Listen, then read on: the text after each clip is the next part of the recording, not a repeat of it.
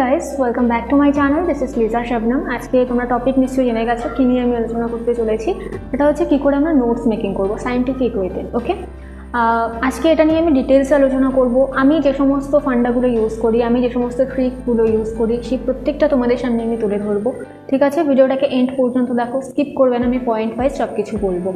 আর আমার চ্যানেলে যারা নতুন স্টুডেন্ট তোমরা যারা রয়েছে তাদের উদ্দেশ্যে বলে রাখি নোটস সম্পর্কেই। ওকে, প্লেলিস্ট সেকশনে চলে যাও, সেখানে ফিজিক্সের সমস্ত নোটস আপলোড করা আছে, কেমিস্ট্রির অর্গানিক কেমিস্ট্রি আপলোড করা আছে, ফিজিক্যাল কেমিস্ট্রি দুটো চ্যাপ্টার আপলোড করা আছে, বায়োলজি ফ্ল্যাশ কার্ড আপলোড করা রয়েছে। ফ্ল্যাশ কার্ড কি সেটা সেই ভিডিও দেখে তোমরা বুঝে যাবে। ওকে, তো সেখান থেকে তোমরা সেই নোটগুলোকে ডাউনলোড করে নিতে পারো।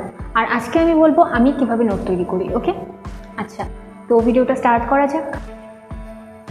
যখনই কোনো চ্যাপ্টারে তুমি নোটস তৈরি করছো, অবভিয়াসলি সায়েন্সের চ্যাপ্টারের কথা আমি বলছি, কারণ বাংলা ইংরাজির নোট তো আর এরকম করে হবে না, সেটা অবশ্যই ডিফারেন্ট ওয়েতে তোমাকে করতে হবে। যখনই তুমি মনে করো ফিজিক্সের কোনো একটা চ্যাপ্টারের নোট তৈরি করছো, বা কেমিস্ট্রির কোনো একটা চ্যাপ্টারের নোট তৈরি করছো, বায়োলজির কোনো একটা চ্যাপ্টারের নোট তৈরি করছো, সব সময় কী করবে, সেই নোটসগুলোকে জিরো লেভেল থেকে স্টার্ট করবে। কোনো একটা চ্যাপ্টার লাইক তুমি ইলেকট্রোস্ট্যাটিক্সের ওপর নোট বানাচ্ছ, সেটাকে জিরো লেভেল থেকে স্টার্ট করবে। যেই জিনিসগুলো তোমার মনে হবে আমি এটা তো জীবনে ভুলবো না, ওকে, সেই জিনিসগুলো পর্যন্ত যাতে তোমার নোটের মধ্যে ইনক্লুডেড থাকে। কারণ আজ থেকে 3 বছর পরে বা 5 বছর পরে যদি তুমি খাতাটা যখন খুলে দেখবে, যাতে তোমার সব কিছু ঠিকঠাক মতো লাগে, যাতে বই খুলে দেখতে না হয় যে আমি হ্যাঁ এটা থেকে এটা এসছে সেই জন্য আমি এই খাতার মধ্যে তুলেছিলাম, এরকমটা যাতে না হয়। সবসময় স্টার্ট করবে জিরো লেভেল থেকে। ওকে, আমার নোটসগুলোকে যদি তোমরা ফলো করো তাহলে দেখবে প্রত্যেকটা নোট জিরো লেভেল থেকে স্টার্ট করা আছে। যে কোনো টাইপের স্টুডেন্ট, ওকে, ম্যাটার করে না তার কোয়ালিটি কেমন, সে যদি নোটসগুলো পড়ে সে বুঝতে পারবে, তার কনসেপ্ট ক্লিয়ার হবে। এভাবে আমার নোটসগুলোকে তৈরি করো। তো আমি সবসময় বলবো, সবসময় যে কোনো চ্যাপ্টারে তোমরা নোটস তৈরি করো না কেন, স্পেশালি সায়েন্সের সাবজেক্টগুলোর ক্ষেত্রে অবশ্যই আমাদেরকে কী করতে হবে, জিরো লেভেল থেকে নোটগুলোকে স্টার্ট করো। সেকেন্ড পয়েন্টে আমি চলে আসি, কখনোই ফার্স্ট টাইম পড়ার পর কোনো একটা চ্যাপ্টারকে তুমি ফার্স্ট টাইম পড়েছো কখনোই সেটার নোট তৈরি করবে না।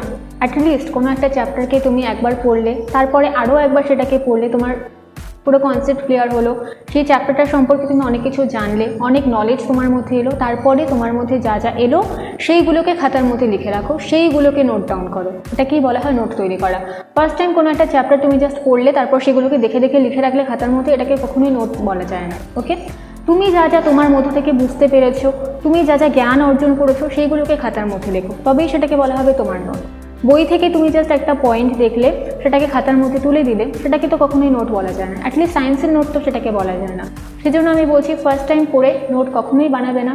অ্যাটলিস্ট এই চ্যাপ্টার সম্পর্কে তোমার ধারণা ক্লিয়ার হবে, তারপরে তুমি নোট বানাবে, তবেই সেটা বেস্ট কোয়ালিটির নোটে যাবে, আদারওয়াইজ যাবে না। ওকে, আচ্ছা, থার্ড পয়েন্টে আমি চলে আসি, সেটা হচ্ছে ক্লিয়ারভাবে তৈরি করবে। ভালো খাতা নাও, ভালো খাতা নিয়ে সেগুলোকে দরকার হলে বেশি পেন ইউজ করার দরকার নেই, দুটো কালির পেন ইউজ করো, ব্ল্যাক ব্লু, এই দুটো ইউজ করো, তাহলেই হবে, যাতে দেখতে ভালো লাগে, পড়তে ভালো লাগে। নোটসগুলো অনেক সময় বাজে হ্যান্ড রাইটিং দিয়ে তৈরি করা হয়, ভালো লাগে না এগুলো পড়তে, রাইট? আমাদের মনেই বসবে না যে কী লেখা আছে সেগুলো পড়ি।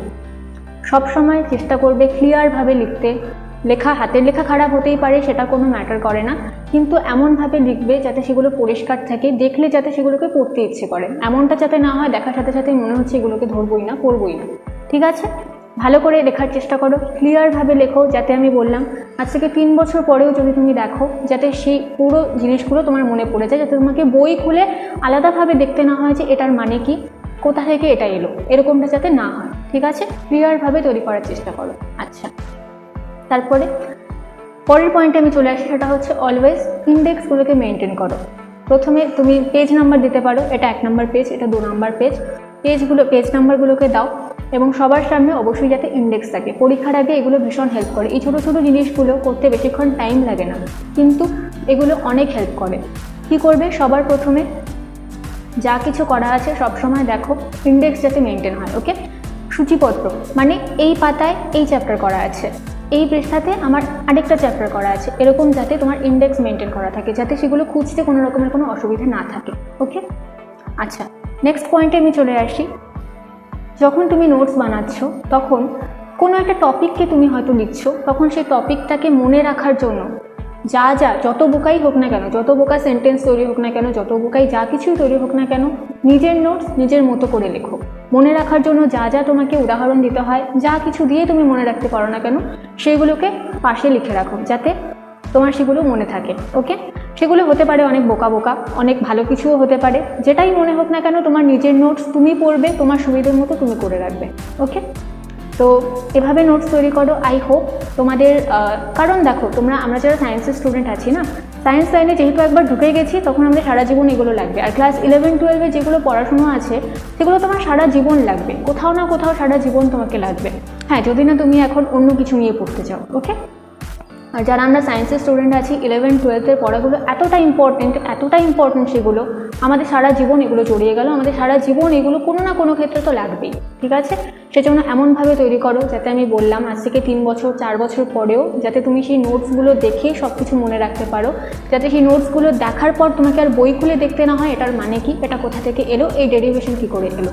ওকে, তো আজকের মতো ভিডিওটা এখানেই শেষ করছি। যদি আরও কিছু কনফিউশন তোমাদের থেকে থাকে অবশ্যই কমেন্ট সেকশনে আমাকে জানাও। নোটসের কথা আমি বললাম, আমার নোটস থেকেও তোমরা চাইলে হেল্প নিতে পারো। প্লেলিস্ট সেকশনে চলে যাও, সেখানে সব কিছু পেয়ে যাবে। আর আমার চ্যানেলে কেরিয়ার অপরচুনিটিসের ওপর একটা সিরিজ আছে, যদি তোমরা চাও সেটাও দেখতে পারো।